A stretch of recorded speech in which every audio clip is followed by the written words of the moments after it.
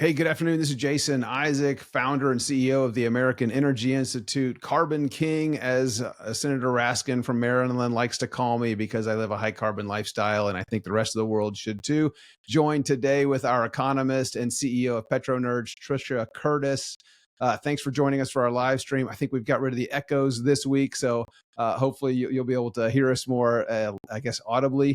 Hopefully we'll have some improvement there, but thanks so much for joining us. This will be available on our YouTube. I think it's streaming on my X right now, maybe on Facebook and LinkedIn, but we will get it posted so that you can view this, because you're going to get some great insight from one of the best economists when it comes to shale, when it comes to global geopolitical issues regarding energy.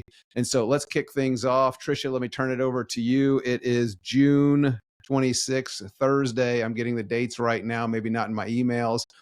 We are at 3:02 Eastern time. What is oil trading at right now? Yeah, so we've had a lot going on in the oil world, and we are at 65.58 right now for oil. So WTI is just over 65 bucks. If we tried this live stream last week, and we were talking, which we'll have to talk about this again, about the Iranian conflict, the Iran-Israel tit for tat back and forth, and then we had the ceasefire, and so we had oil prices move up to over $75 a barrel, on around June 12th. And then we've had this everything in the stock market everybody's talking about is this massive sell off in oil. So firstly, oil was oversold before June 12th.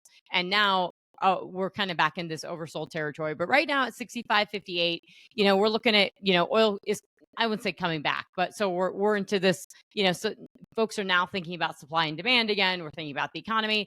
I just want to note for people before we get into the Iran and Israel stuff is that, if you see oil pull back and you see the stock market go up, you need to ask yourself, why is oil pulling back? Because oil was pulling back because the economy is not hot. And if the economy is not hot, your stock market should not be going up. So the stock market is just looking for ways to move higher. And I'm not calling for a 2008, but it just feels a lot like that of oh, we just keep, going back. And the fact that we just had a major conflict in the Middle East, we have an ongoing war with Russia and Ukraine, and that the stock market is ratcheting to all-time highs, of the S&P above 6,000 and change. It probably closed above that today. I mean, I think this is total BS. The stock market is not, these companies should not have these evaluations. We have a lot of stuff kind of going on under the hood.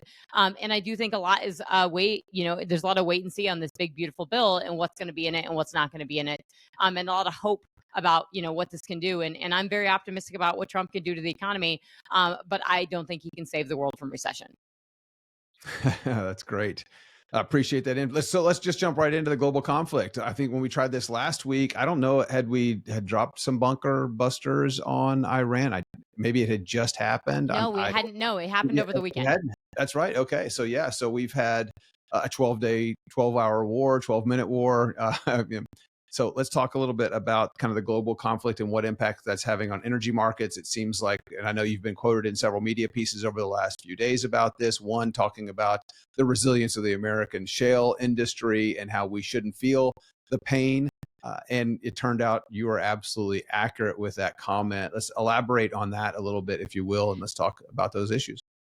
Yeah, so and I think Chris Wright was interviewed before, at the beginning of this conflict, June 12th. I think Chris Wright was interviewed right after that, or around that, and so he was saying, okay, they were like, hey, what's going to happen to oil prices? And he said, look, we have a really well supplied market. The U.S. is producing 13.5 million barrels per day as of March, just impressive figures, and so we are in a better position globally to actually have conflict because we're well supplied. We're well supplied with oil, so it gives the U.S. a lot of opportunity. It gave us.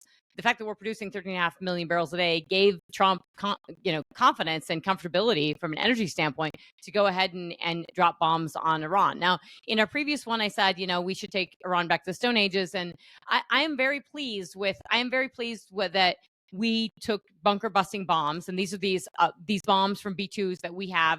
They're really, it's really fascinating. It looks like something from Top Gun, right? Because these bombs actually tilt at an angle and they go underground, and you hit them multiple times. If you watch Top Gun, you would know that that's the thing, because my nieces watched it over and over. But it's very impressive. This is not something that these pilots, these folks have taken lightly. We practiced this over and over and over again. So it went off without a hitch. It was really, really impressive. These planes came out of Missouri. They went over to Iran. Obviously, they had to be refueled in the air, but then they came back. they probably should have been flying from a Qatar airbase or Bahraini airbase, which means we needed to be talking about what's going on within the Middle East of why that didn't happen. But it was very impressive nonetheless. So, June 12th, Israel attacks Iran, and I would say they brought the war to them, because everybody talks about Israel just, bringing on conflict. No, they had a massive attack on them on October 7th, 2023, where 1,200 people were killed overnight in hours, in really, really horrific, awful ways.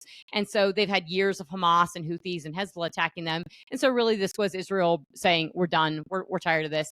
And I think the intel on Iran having nuclear capabilities was significant. In the weeks preceding this, we had seen the IAEA, the International Atomic Energy Agency, come out and say very clearly that, hey, look, they have 60% uranium enrichment, and 60% uranium enrichment is effectively 90%. So you're really, really close to getting a bomb. And the stated ambitions of Iran with a nuclear bomb is to wipe out Israel, from the river to the sea is literal. They want to get rid of this country. And you've commented that, the comments against the West, the comments against the US are huge. So the intel was rich. They had uranium enrichment. They were building a bomb. And, Israel, when they did these strikes on June 12th and the preceding days, they took out a lot of missile defense capacity within Iran, the ability for them to both defend themselves but also strike. And so that was really impressive, is that when we came in there then over this past weekend and dropped these bunker busting bombs and hit their nuclear facilities, they weren't able to respond very effectively. And that was obviously part of the calculus. So it was a really, really impressive campaign. And I am a little bit shocked that oil prices just tanked massively on Sunday as a result of this. Basically, the world, the stock market looking at this and saying the conflict is over and we have no more problems with Iran and it's done and dusted, which is kind of hilarious because it means they haven't thought about conflict in the Middle East. But I'll pause there and let you ask questions and we can dive in a little bit further. Yeah, great. Because it seems like over the last week, we've seen oil go from 75 to 65 in that range. So that's a pretty significant swing. By some accounts, I think some people thought that 75 was going to go to 150 or 200. I mean, I heard stuff on the media, people saying that oil was going to go to 150 and that Americans were all going to be paying through the nose for gasoline. It was going to shut down our economy. And then, like you said, we saw a drop off on Sunday. Yeah, and I think we have to be careful with that, because I've never quite, I want to say I've never quite heard this bad a commentary. I've not heard really good commentary on oil, really some pretty crap commentary. I was up staying up really late on Sunday looking at everything. And, the experts that came on, I heard pretty varying numbers. I just want to make this clear to listeners.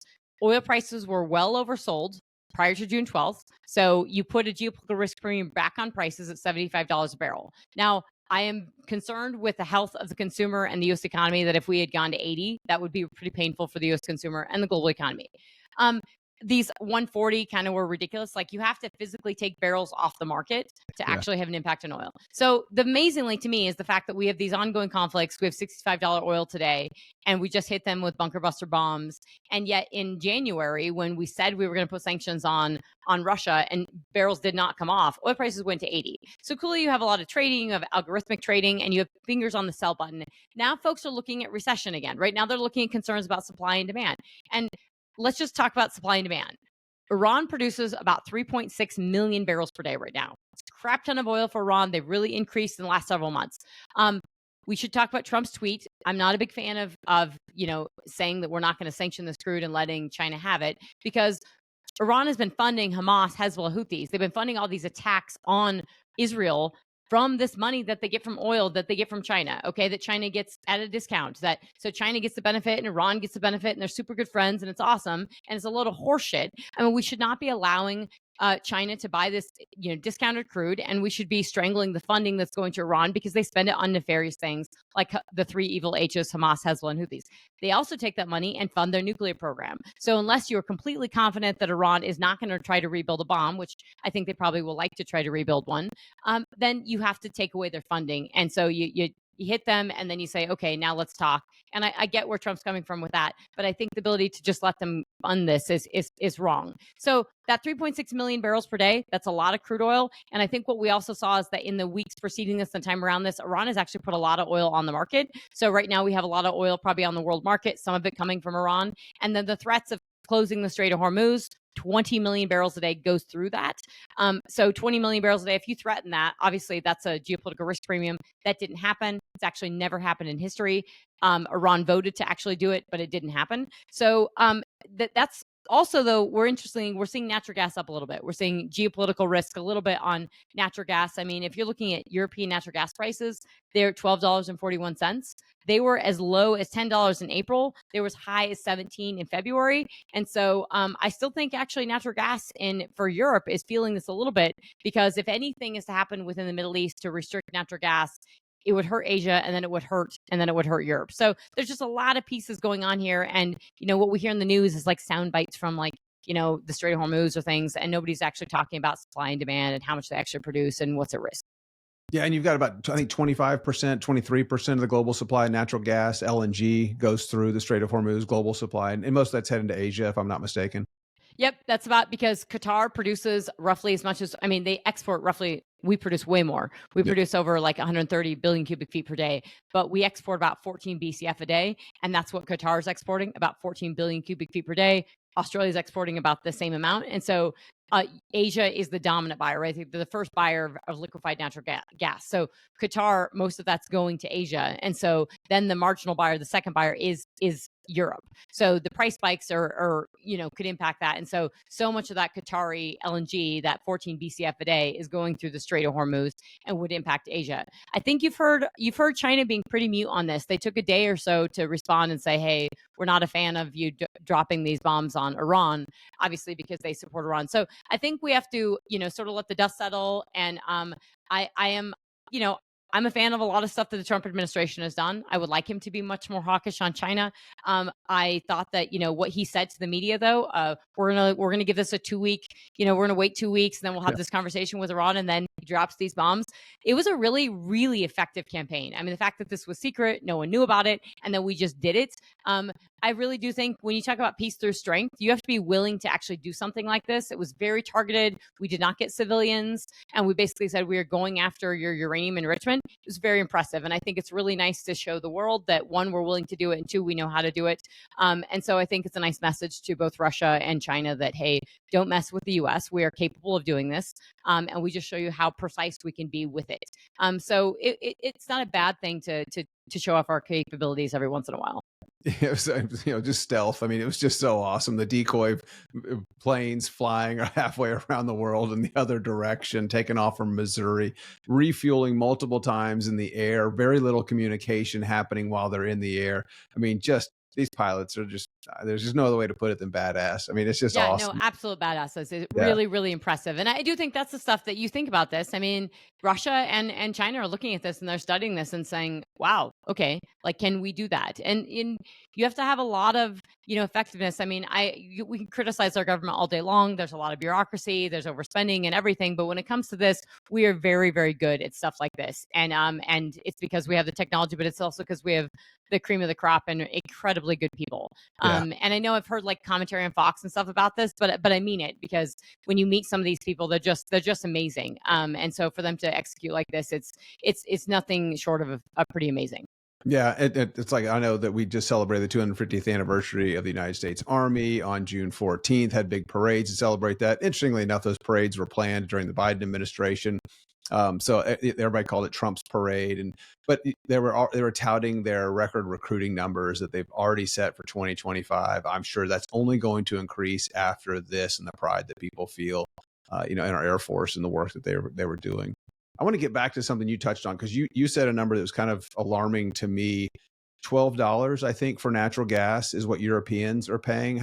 What's that compared to what the natural gas spot price is here in the United States? We're a fraction. So we're at $3.31 right now for 1,000 cubic feet, or an MCF of natural gas, and they are at $12.41. So we talk about the delta in the price and how expensive their electricity prices are. It's so huge. Like the fact that they can't manufacture, the fact that the auto industry is just, is being decimated within Europe because of their high energy prices, but also because of the exposure to China. Like energy, I mean, this is what it comes down to. So it's hugely, hugely important. And I know we're going to touch on this a little bit later on just, the role of energy and refining and everything, but it's so important. So $3.31, ridiculously cheap. And that's partly because If you look at the numbers of U.S. gross withdrawals in March, we're at 130 billion cubic feet per day of gross withdrawals of natural gas production. That's all-time record high, just incredibly massive number. That's absolutely just crazy. That's amazing. Do they have natural gas in Europe? I mean, do they have underground? Is there natural gas there on that continent? There's a crap ton of it. They just don't want to pull it out of the ground. I mean, this is what the energy transition is about, in my opinion, because they're still using record levels of energy. They're losing manufacturing. I've got a video in here. I want to play this real quick. So this is one of my favorites. Germany will become totally dependent on Russian energy if it does not immediately change course. That was during the prior administration. And I showed this presentation earlier this week in Colorado at the Rocky Mountain Mining Institute. I showed that video. And it's like, if Germany could be powered by smug, they would have an unlimited supply. Oh, I love that their faces and they're like waving their heads and yeah. like you are completely exposed. And this is so important. This is why I really want to highlight this. And if I have a chance to educate the administration on this, I really want to, is because, Trump was very clear and very knowledgeable about, Russians, the exposure of Germany and Europe to Russia's energy. He needs to be equally adept and knowledgeable about China and energy and our exposure to China, and like the fact that energy is what fuels what China's doing. So I think it's amazing. Like, I love that clip. I love that, he was ahead of that. And they were so exposed, but that's because Germany and all these countries went down the path to say, we're going to buy this natural gas from Russia. We're not going to produce it ourselves because that would be evil. And that's what Biden did, right? Is like, we'll buy it from Iran, we'll buy it from Saudi, we'll buy it from all these countries who have no human rights laws, who don't care about, environmental pollution or anything about these things, don't have rule of law. We'll buy it from them. We won't produce it at home. And someday we'll get off this stuff, which is a load. It's just crap. So, so that's what I mean. And that's what Germany was doing, right? They were buying all this natural gas from Russia, so they didn't have to produce it themselves. They were still using some of their coal, and then they were adding renewables like crazy. And now what happened was, with this war, I think in the US, we all thought these guys were kind of going to wake up and they were going to buy our natural gas, and they were going to realize that natural gas was the end all be all, and like put your flag in the ground and like it's natural gas. They're not doing that, and they're doing it to an extent, right? They're in some cases they're not decommissioning nuclear. They are using a lot of coal in a lot of coal-fired power generation in Germany. But the problem is that they've forced these renewables into their grid so much, the wind and solar. And as we've talked about before, there is nowhere in the world where you put wind and solar into a grid, especially when you decommission a baseload power, which is what happens in Germany and the UK and the US. When you take out coal or you take out natural gas or nuclear and you add wind and solar, your energy prices go up. And so that's what Europe has felt, is that they just see rising and escalating electricity prices, which is just crushing the consumer and it's crushing businesses. And people can say, oh, well, look, they're having a renaissance now. This is so great because Trump's at NATO this week, and all the talk you're hearing on the news is the fact that Trump has gotten NATO to commit 5%. And so years ago, they were laughing at him to say, hey, NATO, you need to pony up the money and go to 2%. You have nations not committing 5%, Spain's not, but 5% in spending. And so everybody's excited. You're going to have this renaissance, and everyone's going to spend on military. Great. You have to have power generation to make that stuff, to make the ammunition, to the tanks, everything. You have to have power. You know who's really good at that? China, because they have a lot of coal-fired power generation and they can churn this stuff out. And so the thing that people are not talking about is the energy to make the things that make your industrial base, your ability to be a military power. You have to have energy. We have that as the US, and we are threatening it with stupid BS in this bill, on this big, beautiful bill of that we're going to keep subsidizing this green energy. And we need to get rid of that immediately. And we need to be telling Europe, hey, if you want to make this stuff, to do it competitively so you don't bankrupt your country, you have to have natural gas and coal in your grid. You just have to. Yeah, and you've got some great material that I use in my presentations that talks about how much electric generation China is adding, predominantly from coal. They've got 100 nuclear power plants planned or under construction. The United States has 3 under consideration. And then they're adding at least 1 to 2 coal-fired power plants every single week. I joke in front of Congress repeatedly. It's like, of all the technology the Chinese steal from us, it would be nice if they would utilize our pollution control technology. They don't care about the environment. They don't care about human rights. That's where over 60% of the pollution in Southern California is Asian air pollution. We increase regulations like what California is doing. All we're doing is exporting jobs and importing pollution. We need to be reshoring that manufacturing here back to the United States, but we need the power to do it. That power is electricity from hydrocarbons, natural gas, coal, and nuclear as well. But we're just so far behind, and we just can't dump money into it. Like that's the thing. You look at the Vogtle power plant in Tennessee, the last nuclear expansion that we have, 2.5 gigawatts, cost $35 billion. And I'm a huge nuclear proponent. We've got to get the regulations out of the way, but do an equivalent amount for natural gas is $2 billion. We need to be doing cost benefit analysis when we're looking at these things, and hopefully the capital will flow in that particular area. But still, I just can't. We're paying less than, or Europe is paying 4 times more for natural gas than we are, because they won't produce it themselves. That's crushing their people. Freezing deaths are on the rise in Europe, by the way. That's what's necessary. But that gives us a good transition. We talk about the wind and solar, and Chris Wright called them a parasite on the grid. He's our Secretary of Energy, a former CEO of one of our members, Liberty Energy. I think he's the best person in the administration to be fighting for affordable and reliable energy. But I want to play this clip real quick of Liz Clayman on Countdown on Fox Business. Because as of right now, the bill would repeal tax credits for clean production and investments put into place by the Inflation Reduction Act. It also would accelerate the phase out of green tax credits. It repeals certain transfer provisions, so your companies won't be able to sell their tax credits to other companies. And lastly, it adds new restrictions to companies trying to claim energy credits that have relationships with, quote, prohibitive foreign entities. Hallelujah. I love all of that. I know. I love all of that. That's what people voted for last November. That's what we need in America, is American energy dominance. That is the path to American energy dominance. That was the House version. The Senate version has completely gutted all of that. It is absolutely appalling that we're still going to be paying tax subsidies for electric generation from variable Chinese dependent sources through 2040. I joke that by the time President Trump exceeds his time in office of that of FDR, we're still going to be paying subsidies. I'm joking. I know some people on the left are like, oh, he wants to be president forever.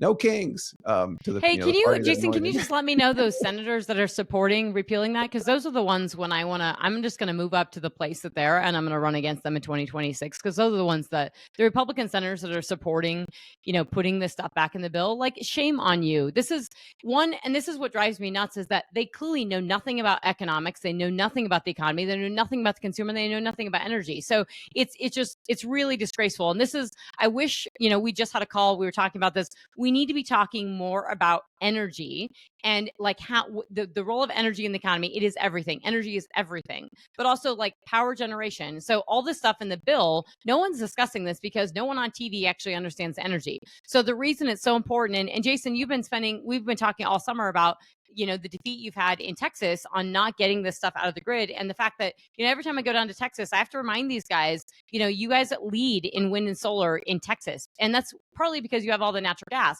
but it's crushing the consumer because we have all this natural gas. We have all this coal. We have more than any nation in the world. 130 billion cubic feet per day of production is more than a quarter of the world production and consumption of natural gas. We have zero excuses to have high and rising electricity prices, which we do. It's over 18 cents a kilowatt hour. It's rising every month. It's ridiculous. And so this is what's amazing, is in the House bill, they were going to take all this stuff out. And then you heard all the whining coming out of North Dakota and all these rich people it actually comes down to all these lobbyists and wealthy people who have their ties in their hands into this solar and wind. Nobody makes money except for the companies and the people doing this, because once it gets into the grid, the consumer pays a lot. And this, I have to say this because I saw this in the Denver Business Journal, and people know this, like I would literally die poor if I could just go after the utility companies and end what they are doing to the consumer. Because we talked about that $3.30 for natural gas. We're getting charged like $18 by the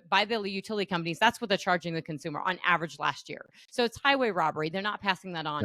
But this is amazing because Xcel Energy is one of the worst. I mean, they're just a really bad actor in the space. And so they're talking about Energy companies warn of layoffs, price hikes. This is in the Denver Business Journal. And so it says Xcel Energy, Vestas execs say budget cuts threaten their business. So they're worried that if they get these subsidies pulled out of the big beautiful bill, that they and they actually say, quote, eliminating all of the consumer tax credits, it's almost like an assault on consumers. Are you kidding me? An assault on consumers. This was from Namaste Solar. The CEO said that. That's not an assault on consumers. The assault on consumers is the fact that we don't have anyone advocating for the consumer in Colorado, that whenever Xcel wants a rate hike, it just gets passed through. The assault on consumers is the fact that when we shove this wind and solar into the grid, the electricity prices go up. If the consumer if we had the price, decreases of natural gas passed along to the consumer, we would have lower electricity bills, given that 40% or 50% of our grid is the natural gas, and we would have affordable, reliable, and redundant power generation that we could actually compete with China. This all on consumer. It's amazing because it is Xcel Energy is one of the worst offenders of shoving wind and solar into the grid and having these rising and escalating electricity prices in the U.S. at the same time of cutting 1/3 of power generation out of the Colorado grid, which is all coal-fired power generation, taking it out and seeing that increase. So it's really amazing the fact that they're so threatened by these subsidies when they say it's the cheapest form of energy. And if it's the cheapest form of energy, well, in the hell, put it into the grid and see what happens. It's not, Exactly. and it's, they can't even afford it themselves and they need these subsidies. And, they're clearly making a ton of money because the CEO of Xcel made $24 million last year. So they're not doing too bad. And I am just, I'm really, really angry with utility companies and the fact that they're allowed to get away with this. Yeah, and they pass the cost on to consumers. They're guaranteed a rate of return, but who they're not passing the cost on to may alarm some people that are listening, because you realize we're subsidizing them with our tax dollars. We're also subsidizing them with higher utility rates, up 28% over the last 4 years in Texas alone. I think the national average is just below that, somewhere in that same range, 25% over the last 3 to 4 years, higher cost of electricity. That's how you deindustrialize a country. I was on the Kevin Freeman's Economic War Room on Blaze TV. We were recording a segment yesterday talking about this very certain thing. I'd written a piece earlier this month for The Hill titled American Energy Still Held Hostage by Paris, and a quick look at Xcel Energy. They have Paris-aligned commitments to be net zero by 2050. You look at their top 3 shareholders. It's Vanguard, it's BlackRock, it's State Street, the big 3 financial institutions, which control a vast wealth, trillions of dollars of investable wealth. They go in and they buy shares of these companies. I've got a letter that I'm sending to the new comptroller of the state of Texas here this week, because they removed BlackRock from the boycott list, but they're still voting their shares against fossil fuel producers. They're voting against over 120 directors of fossil fuel companies because they're not aligning with BlackRock's climate political agenda. They're still boycotting fossil fuels. They're still boycotting hydrocarbons, which does nothing to mitigate a changing climate. It just makes everything more expensive, as Europe is finding out. 4 times the cost for natural gas that they can produce themselves for the same prices that we're paying here in the United States. Maybe not producers responsibly or economically, but still get closer and cheaper than $12. But that's their onus. They've embraced this political agenda. Just this morning, oilprice.com shares an article, but with the same thing that Xcel's talking about. They're threatened by the loss of these tax credits in the One Big Beautiful Bill Act, and they're saying that battery storage is booming in the U.S., up 15 times since 2020 as costs drop and deployment accelerates. So ridiculous. But GOP-backed bill could slash production by 75% by 2030, jeopardizing 130,000 EV jobs. So I got into the article, and one of the headlines is they print a bullet point: the cost of solar paired with batteries is now competitive with new natural gas and coal plants. So if that's true, why do they need credits for battery energy storage systems? They're called BESS, EVs, or solar. Why do they still need me to pay higher taxes and higher utility rates for them? And lastly, because the thing that I wrote in the article was talking about these power purchase agreements. You've got woke companies. I call it woke OGA. You've got the oil and gas associations around the country, woke OGA. I love that. They've gone out and along with big tech and big manufacturing, these industrial users of electricity have done power purchase agreements. And I remember the first time I heard about this, I saw a commercial. It was a Budweiser commercial back before they had Bud Light issues, but Budweiser bragging during the Super Bowl how they're 100% powered by, wind and solar, renewable. We should have known then. We should have known then about that. Yeah, like the company was tanking then. This is, probably 7-8 years ago, if not longer. And I mean, oh, they're not. They're connected to the grid. They're not 100% renewable. But what they were doing is they were buying electricity equivalent to what they use a year from a renewable supplier. You look at the wind and solar on the grid in Texas, 100% of its capacity is locked up through power purchase agreements. Right. Well, any legislation changes. This is where we were fighting, woke OGA. We were fighting the manufacturers, the industrials. I say we, a coalition of people that want the consumers to pay less for energy, kind of the American energy dominance agenda of President Trump. We're fighting these big industrial users because they recognize if there's any change to any legislation about the reliability of the grid, then it triggers pass-through provisions in their power purchase agreements. And companies like Electric de France, that's 100% owned and controlled by the French government, that sells subsidized solar energy and wind energy here in the state of Texas, it triggers those pass-through provisions and they come back and get to renegotiate. So they're going to pay higher costs for electricity because it's actually going to be reliable, and that's going to cost wind and solar more money, and the ratepayers aren't going to be paying it. But right now, the residential ratepayers and small business owners, people that don't get the ability to do a power purchase agreement, are subsidizing woke OGA, the big manufacturers, industrial users of electricity, along with increasing our tax burdens with the subsidies. And the Senate doesn't get this. They won't take it out of the One Big Beautiful Bill Act. The House needs to fight to keep this in there. Our senators, like Senator Mike Lee, who was reposting some stuff this morning about getting rid of every single subsidy in the One Big Beautiful Bill Act. It truly will be beautiful if they do that. Yeah. So you make really, really good points, Jason. And I think if people need to really understand this, the reason that this is there's so many reasons this is bad, but it's that when wind and solar, which is it's unreliable and intermittent power. So one, like, you're buying it from China, it's subsidized, it's made with forced labor, it's made with coal-fired power generation. These are grave human rights abuses to make this stuff, okay? And so you say State Street, Vanguard, and BlackRock, they're all complicit in grave human rights abuses in the province of Xinjiang. They're on boards in the province of Xinjiang. They know exactly what is happening up there. And they do all this kind of incredible subsidization and stuff with human rights abuses, with forced labor to actually make this stuff. So they know exactly what's going on, and they are horrible offenders of what's happening around the world. And China's at the cornerstone of this. But then when we get to actually putting this power in the grid, this is, the fact that, when companies are explaining we're going to have job layoffs or we're going to have problems because we don't have these subsidies anymore, well, then it doesn't stand on its own, because wind and solar power, it only works when the sun is shining and the wind is blowing. And when it gets really, really hot outside in Wyoming, the wind turbines don't blow anymore. And yes, when the cloud cover, then you don't have the sun. And that's what makes it so expensive. And so for the everyday consumer, just to realize, if you're listening, wind and solar power is intermittent and unreliable. So when you're comparing on a levelized cost of energy, which everyone tries to do, you cannot compare apples to apples to nuclear or to coal or to natural gas. Nuclear, coal, and natural gas, you can stack up all together because they are not intermittent. They are extremely reliable, affordable, and importantly, dispatchable forms of energy. And so when we are aggressively pulling out, like in Colorado, and the fact that this article, and people don't understand this, when you're pulling coal-fired power generation out of the grid, which we have done, and you have the charts that I give you to show. When you're pulling that out of the grid and then you're adding wind and solar, that's when you get the cost increases, because not only do you get the intermittency and this expensive wind and solar, but then you have pulled out that reliable, dispatchable baseload power, which is also extremely cheap, by the way, and then you lose it. And so we should not have a problem with this in the U.S. So we have to absolutely get rid of these so we can change the power purchasing agreements. And so I just have to read a quote to this from this article. Again, this is from the Denver Business Journal. This is June 6th through 12th, 2025. And this is this article. And I just want to read this for a second so you can understand this.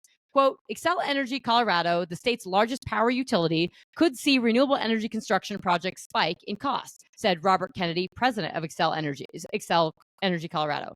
Quote, the loss of production investment tax credits, would increase the cost of these projects for our consumers, end quote. Kennedy told Bennett, summarizing sell energy support of the IRA clean energy tax credits. These are Inflation Reduction Act tax credits that came from a completely partisan bill, of trillions of dollars of spending that is absolutely ridiculous, that got shoved in the past administration, which directly contribute to inflation ongoing now. And you have somebody that the fact that he says this contributes to consumer costs, that is only because he passes it along to the consumer. That is ridiculous. How about he takes a pay cut and pass me the decrease in natural gas prices, which he saw all year with $2 natural gas prices last year when he charged $18 to the resident. It's highway robbery. It's wrong. It's criminal. This needs to be addressed. And the first thing is take this damn stuff out of the bill, get the pork out, and do exactly what this is doing. I mean, I am fired up about this. I'm deeply passionate, and everyone else should be too, because this is the stuff that will actually increase or decrease your what you're paying. The consumer will actually see the decrease. This will help manufacturing. This will bolster the U.S. I talk about AI. I talk about businesses wanting to invest in the U.S. You do it by taking wind and solar out of the grid. Yeah, absolutely. And I think we're seeing some movements in the right direction. I mentioned earlier, I was at the Rocky Mountain Mining Institute conference earlier this week outside of Denver. Got to see a presentation from Mike Nassy, an attorney, longtime environmental attorney with Jackson Walker. And he talked about, there was one slide in there that really stuck me, and I took a picture. I wish I could share it here. But this slide that showed a list of all the coal-fired power plants in the United States that were scheduled for early retirement have been paused. Over 40 coal-fired power plants are on pause for early retirement. And the reason they were scheduled for early retirement, or just retirement in general, even though their lives could have been extended, is so that these companies like Xcel can meet their net zero commitments. Yep. Because companies like BlackRock, Vanguard, State Street, again, have voted their shares to implement these shareholder resolutions through the proxy process to tie their compensation to meeting those climate goals, to align with the Paris Agreement. So Xcel's happy to pass along the cost to consumers because they get a guaranteed rate of return. CEOs making millions of dollars. American Electric Power Company is another one. They shut down a coal-fired power plant in East Texas. It could have lived for another decade or more. The loss of nearly 350 jobs. Another plant in Louisiana, over 450 jobs, like 2 gigawatt power plant for coal with a mine right next door to it. I mean, this is, like, you talk about low transportation costs. You put in a rail car and you essentially push it across the street into the power plant, and you're providing affordable, reliable. And it's like $2 to $3. It's like $2 to $3 an MMBTU. It's so low price and so competitive, and it's this affordable, reliable, dispatchable power. It is not just jobs are really important, folks, but it's the jobs that from power generation that make your economy investable. And so it's really important that it's not just the jobs of, okay, you lost some battery jobs. I'm sorry, those battery components, they come from China anyway. So you know what? And we're not competitive on that because they're just not that competitive. So Namaste Solar, I shout out to them, but like, you're still getting the ingot wafer from China. You are not making batteries or wind turbines or solar panels without China. So maybe we should be getting out of the business. Yeah, absolutely. I think Chris Wright nails it on the head. I've never supported all of the above, because if something's going to make energy more expensive and less reliable, I'm not for that. Amen. And that's so exactly awesome. what's happening to our grids around the country right now, as things are getting more expensive and they're getting less reliable. Again, we've become world leaders in clean air in this country because we embrace things like pollution control technology and innovation. We've reduced pollution, the 6 criteria of pollutants, nearly 80% over the last 5 decades. That's something that a lot of people don't know. They have no idea that we're world leaders in clean air. They have no idea that when we took half the cars off the road during the COVID lockdowns, that our air quality did not improve in this country. In fact, some cities saw a decline in air quality with half the cars off the road. Industry at a standstill. The air quality in China and India improved significantly during that short economic downturn because manufacturing was offline. They just don't care about pollution control technology, environmental protection, and human rights in those countries. And it's really unfortunate. I know during the first Trump administration, I was actually advocating for a thing called the Pittsburgh Accord. The president said, I represent the people of Pittsburgh, not Paris, when he pulled out of the Paris Accord. And I thought, gosh, let's just do a Pittsburgh Accord. Let's call on our trading partners to meet air quality standards that improve human health. We've gone way beyond that here in the United States, and they're too strict, and they need to be loosened a little bit. And I'm glad to see some efforts within the Environmental Protection Agency when it comes to greenhouse gas emissions, those things that are necessary for life on Earth that have nothing to do with a changing climate. They're pulling back regulations on that to reduce the cost to produce affordable and reliable electricity. The mercury air toxin, the MATS, they're pulling back on that to, again, provide affordable and reliable electricity. I think the administration's moving in the right direction. And that's a good direction to be going, in my opinion, especially when you look from 2022 to 2023, there was 5 million people who lost access to their primary utility. It was a 30% increase in people getting disconnected from electricity, a 76% in people getting their disconnected utility from natural gas because they can't afford it. Expensive energy hurts the poor. That's 5 million people that are the precipice of homelessness. And you think about it, because when you buy a home, when you have a homeowner's insurance policy, there's one thing that you're required to do in that other than pay the bills, and that's to have your utilities connected. When you sign a lease at an apartment or really anywhere, you're required to have your utilities connected. And when you don't have utilities connected because you can no longer afford to pay them, you are at the greatest risk of homelessness. Expensive energy hurts the poor. This administration, from what I'm seeing so far, is moving things in the right direction. We've got to get the Senate to go along to get rid of these credits that just benefit China and hurt everyday Americans with higher cost for electricity. Trisha, any closing thoughts here before we wrap up in just a couple of minutes? I mean, I would just say that, I think your comments on the Paris Climate Accord are really good in that, people have to realize this translates to investment. So, and I always like to bring this back to the market and to your members and to people thinking about that. It does, because when Trump pulled out of the Paris Climate Accords, he gave a signal to the markets that we're investable, right? We're now investable. You can invest in publicly traded companies without this burden. And so those things do matter if we pull this stuff out of the big, beautiful bill, if we actually pull these things out, we start changing the ability to invest again in one, just stopping the decommissioning of coal-fired power generation, allowing more natural gas-fired power generation, and realizing that, you cannot compete as a nation. Households are huge, but you cannot compete as a nation. Sorry, one second. You cannot compete as a nation unless you actually have affordable and reliable power generation. And so what China is doing is they're able to, they have 5,700 terawatt hours of coal-fired power generation. We don't even have 1,000. And so, the reason they have coal-fired power generation is because it's so cheap and it's so reliable and they have so much energy security in it. And so you are not going to be able to compete against them in now or in the long term unless you actually have this. So that's an immediate thing that has to be solved. But I thought that, what Chris Wright's saying, what he's doing is fantastic. I mean, and the administration, they're trying to do this within the big, beautiful bill with what the House is doing. The fact that this stuff gets put back into it. Also, it's really expensive, right? These are costs. This is government savings when you take these subsidies out. So it's just really, really important to get it right. I mean, you cannot underscore and underline that enough. I know in future podcasts, we need to be talking, more about power generation and more about coal and more about natural gas, but really, really, really important to get this right, because you've got these chances and the fact that you're just going to keep putting in this pork in the future. And we should start looking at the people who are advocating for this. If you're advocating to put this stuff back, ask yourself, who are they aligned with? Are they aligned with you, the American consumer? Or are they aligned with themselves and their own pocketbooks? Yeah, and they talk about the economic harm to those 130,000 jobs. Those are an inefficient use. It's a misallocation of resources and capital.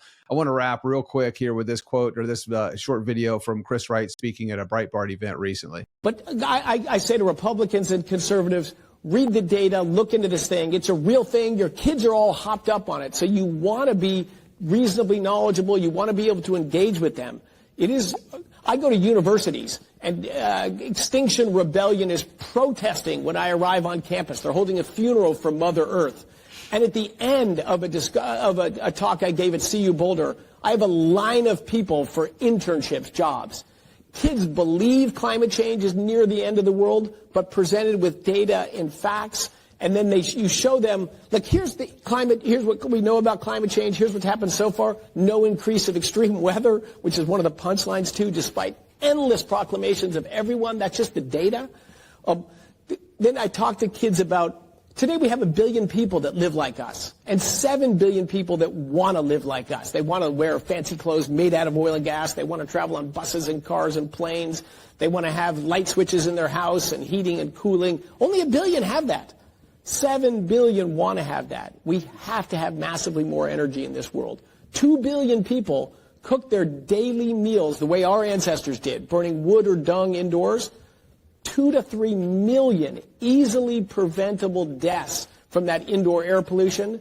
And at the Congress of the Party, the climate gathering in Glasgow a few years, the 19 wealthy nations of the world pledged not to lend any more money in the developing world for hydrocarbon development.